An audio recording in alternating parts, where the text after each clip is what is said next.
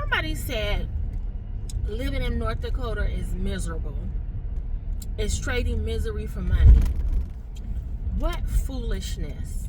Trading money for misery. That's just so stupid. By the way, I'm Shantae Charles, and I'm a black woman, as you can see, and I live in North Dakota. I have been living in North Dakota for 12 years. 12 years. Yes, it gets cold here. I'm not gonna lie to you, it gets really cold here. But life goes on. We bundle up, we put on our boots and our snow gear, and life carries on. Because if we stopped just because the temperature was negative, whatever, kids would never go to school, or kids would hardly go to school. We would hardly leave our home. But life here is not miserable. Where I live in Minot, North Dakota, and it's a good place to live. It's a safe place. We have everything we need here. Being miserable would be living somewhere where I couldn't afford to take care of myself, where I would be living paycheck to paycheck and forever needing some type of help to get ahead, because the cost of housing and taxes and everything was out of control. But living here is not miserable at all. Actually, let me turn the camera around and I'll drive y'all around town. I'll drive y'all through some neighborhoods, show you what it's like living here. So I'm on the main street. This is Broadway. And we have a lot here. Now, do we have everything that a major city has? Absolutely not. But the good thing is, if you come here and you have some money, you can start a business to bring something new here that is not here. There's a lot of opportunity here. Or if you come here and you're working, you get a job, you'll make enough money here to start your own business and bring to the community what the community needs, what the community is looking for. And you'll make a decent, not just a decent, a very good living. When I first came here 12 years ago, I was a CNA, certified nursing assistant. I was making $12 an hour. Now, this is before the pandemic, before they started paying CNAs the big dollars because there was a pandemic or what have you. But when I first came here, I was making $12 an hour as a certified nursing assistant. Everywhere else, well, I can't say everywhere else because I don't know what they were paying other places, but in Georgia, because I lived in Georgia prior to moving here, and in Georgia, nursing assistants were still making minimum wage. They were making minimum wage. And even with making $12 an hour living here, I could afford to pay my rent, because my rent was $600 and something for a 2-bedroom, 2-bath. $600 and something. I could afford to pay my rent, my light bill, and whatever, buy groceries at $12 an hour, and not need assistance from the government. I didn't have any children then.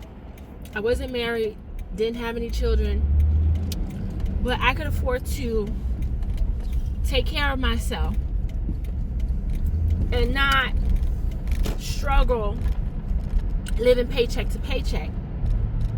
And then after some time living here and working in a nursing home, one of the patients in the nursing home that I befriended and just used to talk to. Even when I was done my work, I would go in her room and sit with her and talk. And she told me about starting a non-medical home care agency. So I took her advice and I did. And then that really changed my financial life around. I went from making $12 an hour to making over 6 figures in 12 months. I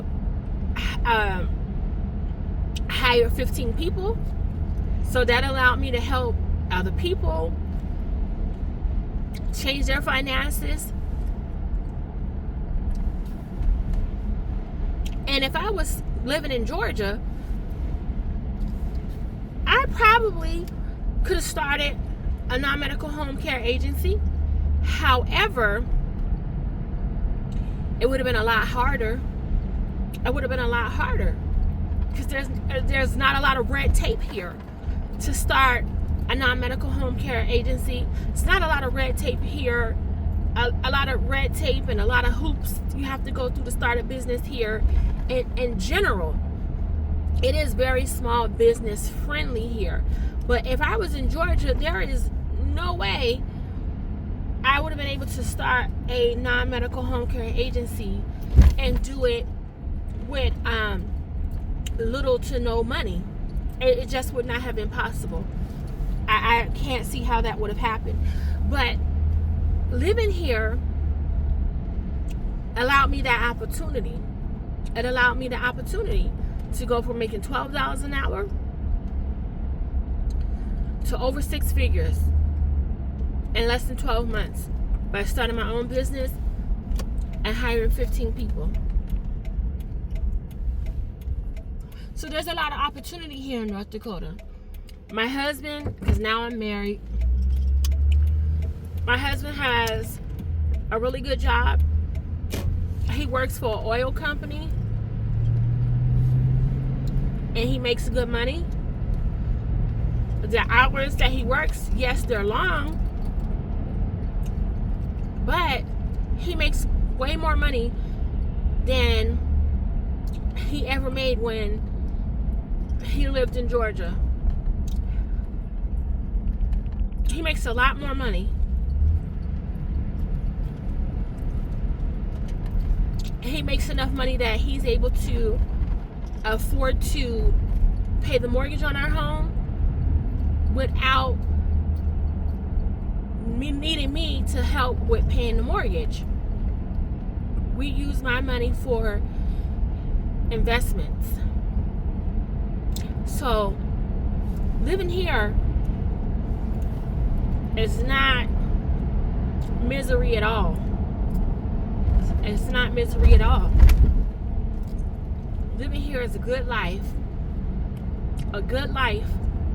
Whenever our children need something, we're able to get it for them and get it for them with ease. We're not living paycheck to paycheck.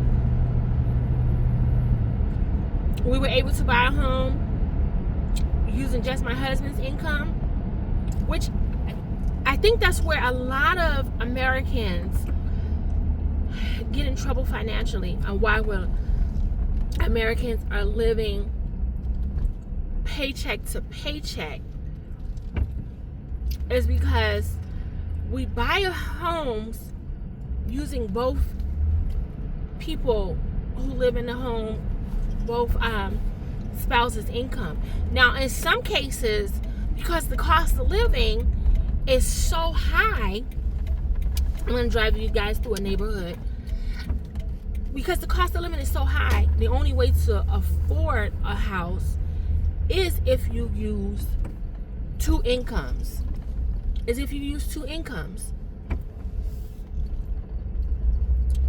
But here in North Dakota, where we live in North Dakota, it's affordable. You can afford to buy a house using just one income. My husband and I, we live in a 4-bedroom, 3-bath house, and we pay less than $300,000. Now, is it a brand new home? No, no, it is not. But it's a nice home. It's 2-story. It's a nice home.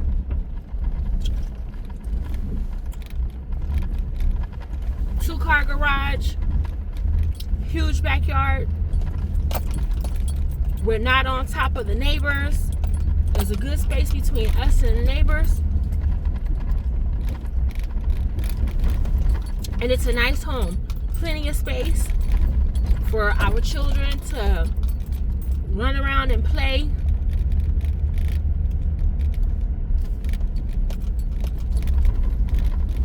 So I'd rather live here where we can make a good amount of money and all of our money is not going towards surviving. We're not living paycheck to paycheck because the rent is so high that we wouldn't be able to save to even purchase a home. Or if we purchased a home, we wouldn't be able to do so on just one income. Because some people, and a reason why I think a lot of Americans are in trouble is because you don't have the luxury to buy a home or rent an apartment and pay the rent on just one income. You gotta have 2 incomes to be able to survive. And then sometimes even having 2 incomes is not enough to survive. Now some people, they make a good bit of money, but they just don't manage their money. They just don't manage their money wisely. They don't budget, they spend frivolously. That's the problem with a lot of Americans. But some people, especially with inflation through the roof, it's harder to get by because of the cost of living.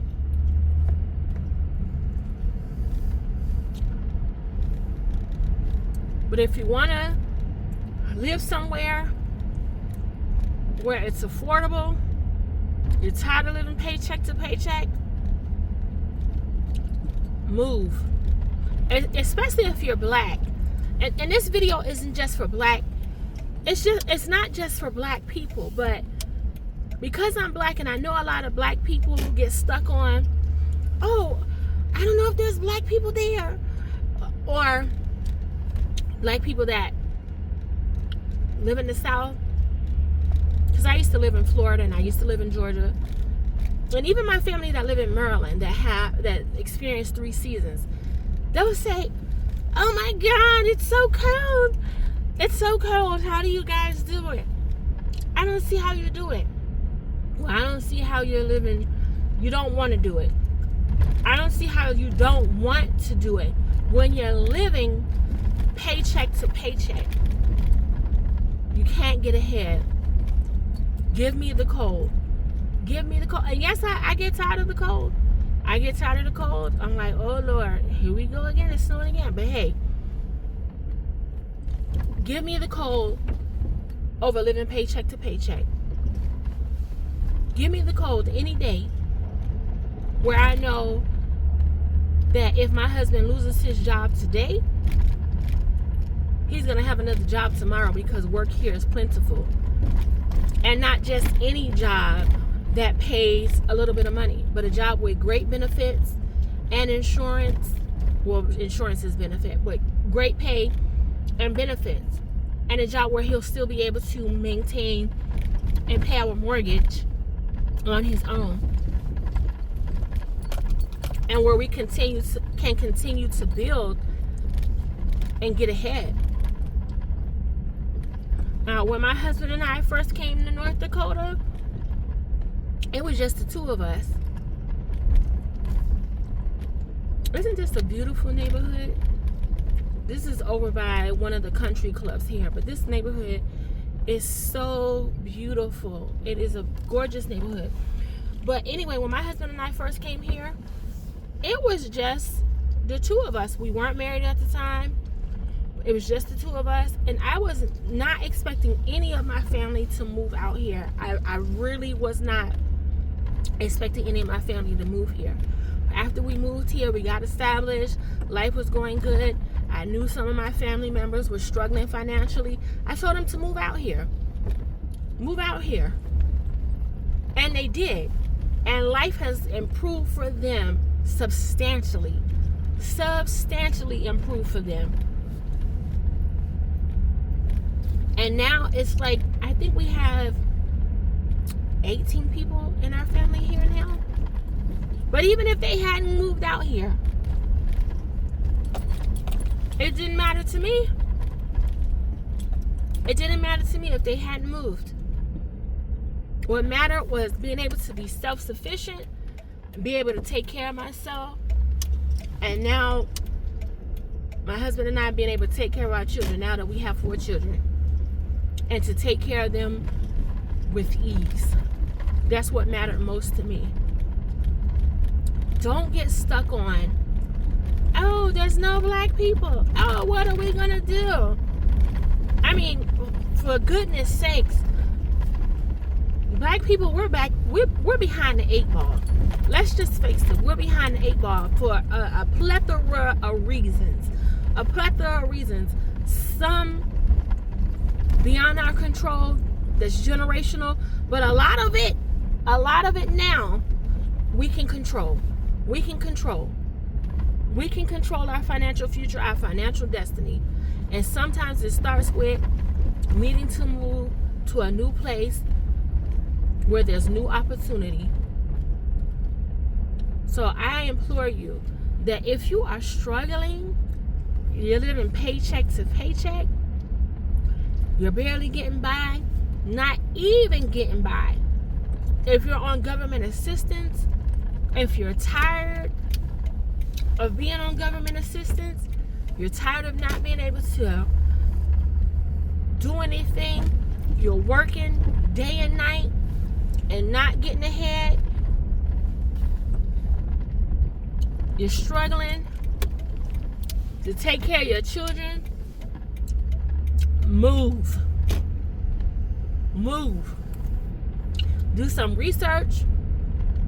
Find out where there's jobs, plenty of jobs, where the jobs pay good money, and where housing is affordable. Get a plan in action and move. Because why stay where you're at and be in misery? Because you're barely getting by. Your children want to do things. Your children want to sign up for basketball, and you don't even have the money to sign them up. Move. And so what? You don't know anybody where you're moving to.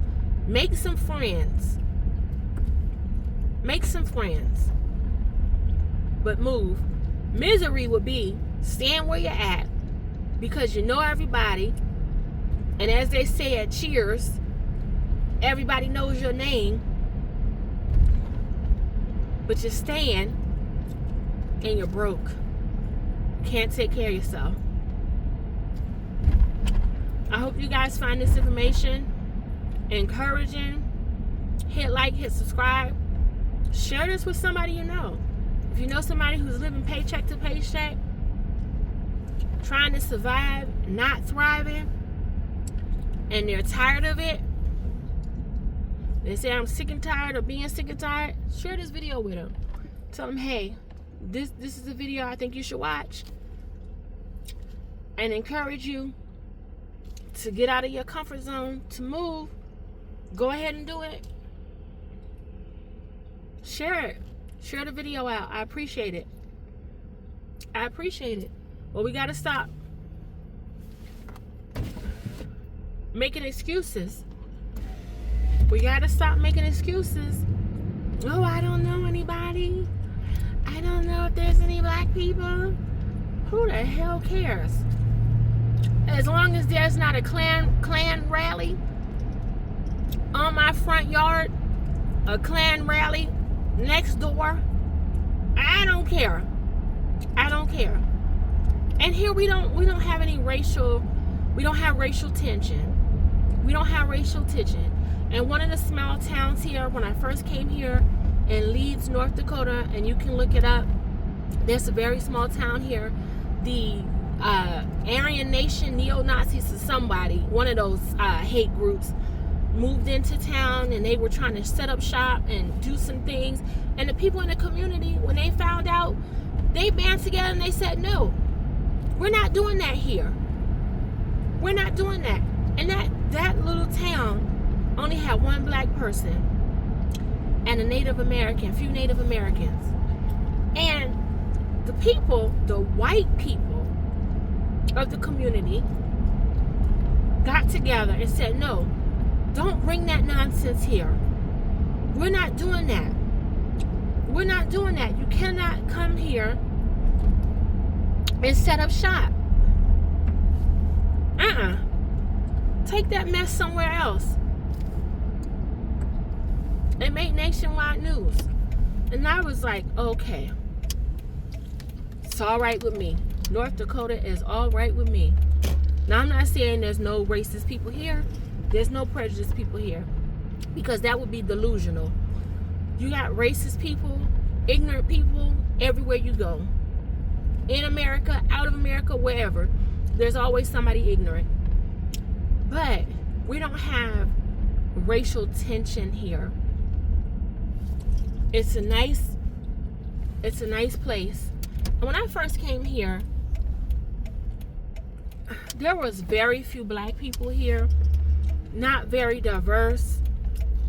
But now it's getting a little more diverse. I went in a grocery store a couple of weeks ago, and someone was in there speaking Spanish, and I just stood and I was like, oh my goodness, I love it. Because I used to live in Florida. Florida is a big melting pot. You know, they have a large Hispanic culture, and I just love it, because I think that's what America is. We're made up of different people from different places, different cultures. This is one of the trailer parks here in town. It's a very nice trailer park. Now, we don't have any so-called bad neighborhoods. We don't have a projects here. There's no ghetto here. Now, we do have 2 trailer parks in town that sometimes it gets all the way live and they have some incidents. But for the most part, there's no bad neighborhoods here. You're not going to have to worry about your cars getting stolen, your house getting broken into. Now, I'm sure I would not say it's 100% never, because you always got ignorant people doing ignorant stuff.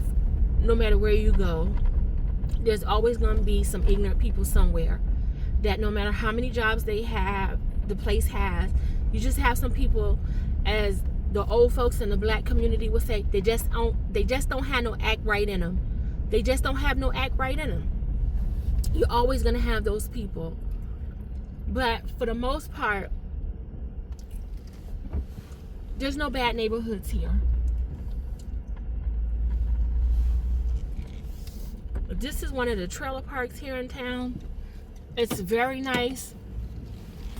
When I first moved here and I was driving around and what have you, well, catching the bus, because when I first came here I didn't have a car, and I would catch the bus. That's how I learned my way around town, was by catching the bus. And the first time I saw trailer park, and the trailers had garages, I was like, whoa, a garage with a trailer?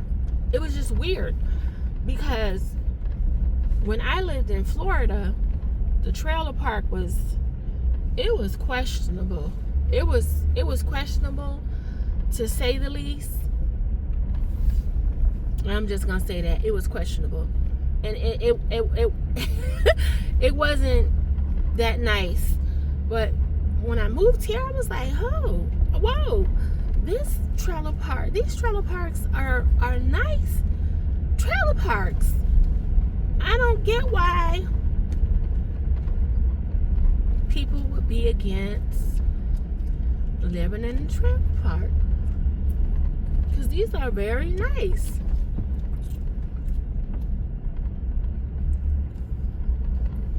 Very nice. Very well maintained trailer park.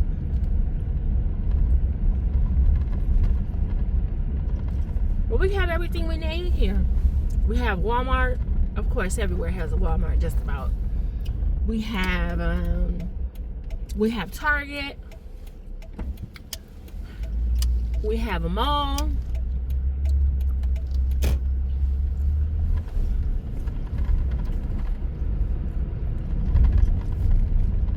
And this is some houses around the corner from the trailer park. Very nice area. Very, very nice area. You can let your kids play outside. You don't have to worry about somebody coming along trying to kidnap them. Now, I used to live in Miami. I didn't grow up in Miami area, but I used to live in Miami. And I'm still cautious about my kids, where they go, what have you. Because you just hear so many horrible things. But here, your kids are safe. Your kids can be outside. You don't have to worry about, is somebody going to be after your kids. My kids leave toys outside, their bikes and stuff. You can leave that stuff outside for days. It's still going to be there. It's still going to be there. You don't have to worry about, oh, somebody's going to steal my kid's bike. My kids just, they live a life that a lot of black kids, and I hate to say it, but they live a life that a lot of black kids don't live, where they don't have to worry about crime. And I'm not saying every black person lives in a crime-ridden area, because when I lived in Georgia and Florida, I didn't live in a crime-ridden area. We didn't live in the ghetto. I didn't grow up in the projects. I didn't grow up in a bad neighborhood. But the reality is, a lot of black people here in America, you see a lot of crime. You see a lot of crime. But my kids don't have to worry about crime in the neighborhood and just some of the things that unfortunately happen. My kids leave their bikes on the lawn, leave them out there for days. When we lived in an apartment building, my kids would leave their stuff in the back of the apartment building. It would be out there for days. Until my husband would be riding by that way on his way home from work or something. And he would say, do you know they left their stuff? And I would be like, no, I thought they put it back in the garage. It would still be out there. My oldest son, he has a dirt bike. My mom lives in an apartment building on the bottom floor. He left his dirt bike on her patio. It was out there for 3 days. And nobody stole it. Nobody attempted to steal it. My mom wasn't even worried about if somebody was going to steal it, because that's just the community we live in. It's just safe here. We don't have those problems. We don't have those problems. Now, somewhere else, if it was Miami, ooh, you're driving erratic. Or Georgia, you gotta make sure your stuff is locked up. Even if you aren't living in a bad neighborhood, you gotta make sure stuff is locked up. I can leave my house, leave my door unlocked, and I'm not worried. I'm not worried. If I forget to lock my door, I'm not paranoid that, oh, somebody's gonna break into my house. Not worried about that. But it's very safe. I hope you found this video informative. I hope it encourages you that if you're living paycheck to paycheck, barely getting by, surviving, not thriving, or not getting by at all, to move. Hit like, hit subscribe. Until next time, be blessed and a prosperous future to you.